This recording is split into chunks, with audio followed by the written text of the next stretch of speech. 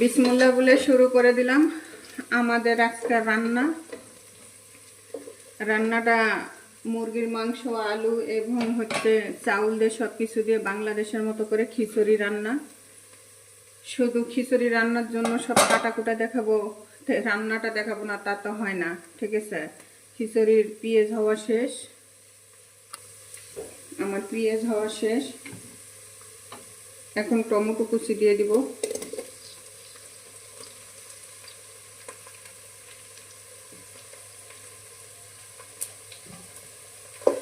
Tomato কুচিটা একটু হতে থাক, যেহেতু সৌদি আরবে টমেটো ছাড়া কোনো কিছুই খায় না, তাই টমেটো কুচিটা দিয়ে দিলাম। খিচুড়ির মধ্যে টমেটোটা দিলে টক টক লাগবে, যেহেতু ডাউল এখানে পড়বে না, শুধু চাউল মুরগি পড়বে, যার জন্য টমেটো কুচিটা দিয়ে দিলাম। টমেটো কুচি